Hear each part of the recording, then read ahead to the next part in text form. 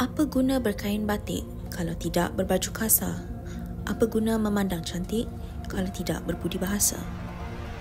Peribahasa ini merupakan satu perlambangan terhadap ketinggian adat dan budi pekerti rakyat Malaysia yang berbilang kaum sejak turun-temurun lamanya. Kebelakangan ni, kita sering mendengar berita tentang penangkapan pekerja asing, salah satu isu hangat yang telah membangkitkan sentimen perkauman serta cercaan oleh masyarakat tentang kewajaran pekerja asing menetap di negara ini bagi mencari sesuap nasi.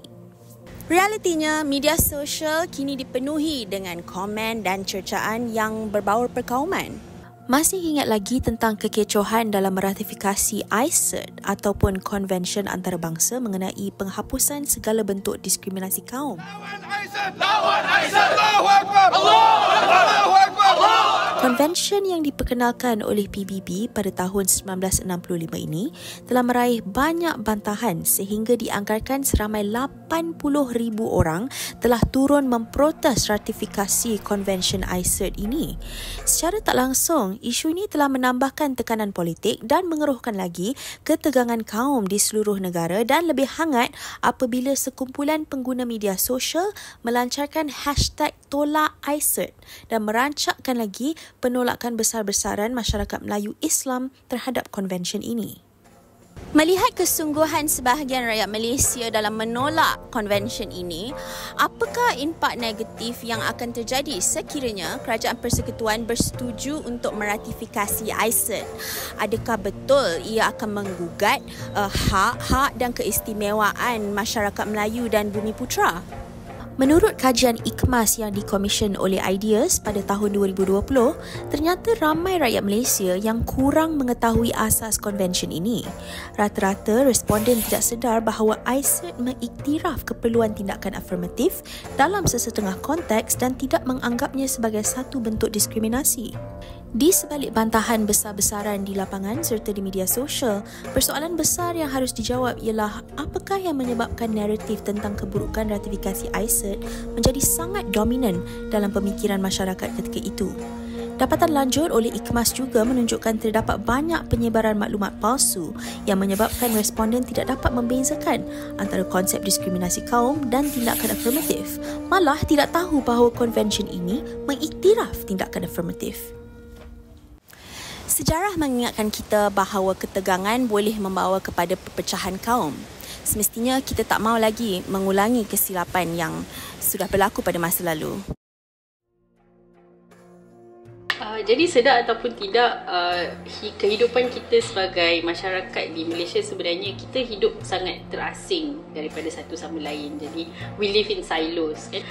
Kita pergi ke sekolah yang berbeza, kita hidup di kawasan perumahan di kampung yang berbeza, di alam pekerjaan pun kita ada sesetengah jenis pekerjaan yang didominasi oleh satu kaum sahaja. Bila kita tak ada peluang untuk berinteraksi dan belajar tentang kehidupan dan juga kepercayaan individu-individu yang agama ataupun kaum berbeza daripada kita, kita tak ada peluang untuk mengenali satu sama lain, secara tidak langsung menimbulkan prasangka ataupun prejudis. Eventually rasa ketakutan ataupun fear yang timbul disebabkan kurangnya rasa kepercayaan dan kurangnya medium di mana kita semua boleh mengalami ataupun experience the same kind of worldview ataupun life experiences. Mungkin terma racialisme ini jarang didengari masyarakat di luar sana. Terma ini boleh didefinisikan sebagai satu fenomena apabila beberapa perbezaan sesama manusia dilihat sebagai satu ancaman kepada kesejahteraan masyarakat. Jadi bila kita hidup berasingan tadi kan, dia menyebabkan kita lihat perbezaan antara satu sama lain tu semakin menebal ataupun kita rasa perbezaan tu satu masalah, ya. Kita boleh kata mungkin sumber ketakutan. Orang lain tu nak mengambil hak kita ataupun kaum lain, agama lain tu mengancam hidup kita dan mengganggu kehidupan seharian kita, dan it becomes a zero sum game.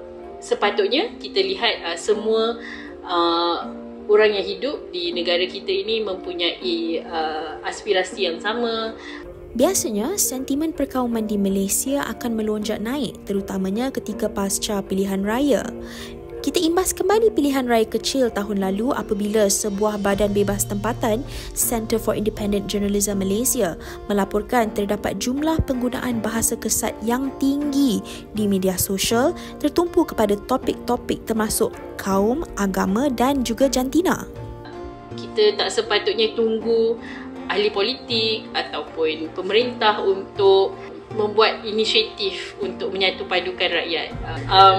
Inisiatif Ideas dan juga Imagine Malaysia, masa itu sebenarnya antara objektifnya ialah untuk diskurs yang alternatif. Pada masa itu masih hangat isu kempen anti-ISER pada akhir tahun 2018. Ideas dan juga Imagine Malaysia kami bercadang ataupun kami berhasrat macam mana kita nak perkenalkan diskurs tentang perpaduan dari perspektif yang lain. Dan sebab tu kami Imagine Malaysia mengambil pendekatan sejarah untuk kita tunjukkan sebenarnya macam mana kita sampai pada saat ini. How did we get here? Masalah perpaduan kaum di Malaysia ini bukan bermula sehari dua, setahun dua, tapi kita dari zaman kolonial, zaman sebelum itu lagi.